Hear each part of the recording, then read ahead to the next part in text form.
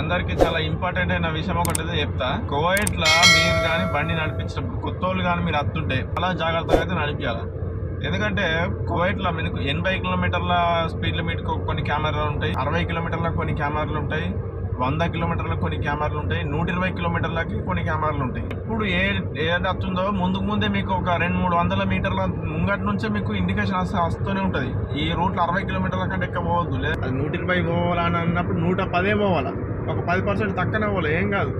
ఆ కెమెరా దాటేసినాక అవసరం అయితే 120 కాదు 130 అయినా బాధ లేదు. కాకపోతే కెమెరా దాటేంత వరకు కూడా 120 అన్నప్పుడు 110 అవసరం అయితే 100నే బాధ ఏం లేదు. 80 అన్నప్పుడు 60 ఇక్కడ కెమెరాలు అనేటివి నీ కారులో ఉన్న ఆర్పిఎంలో ఎంత స్పీడ్ లో పోతుందన్న దాన్ని బట్టి ఫోటోలు తీయాయి. కెమెరా ముంగటికి కారు ఎంత స్పీడ్ లో క్రాస్ అయిపోయింది, దాటేసి ఎంత స్పీడ్ లో దాటిందన్న క్యాలిక్యులేషన్ చేసుకొని అప్పుడు నిన్ను ఫోటో తీస్తుంది. నెలంతా కష్టపడితే నీకు కొత్త వచ్చిన వాళ్ళకి ఎలా అంటే 100 దినాలు ఇస్తారో, ఇంకొంచెం మంచి వాళ్ళు ఇస్తే 110 దినాలు ఇస్తారు కావచ్చు.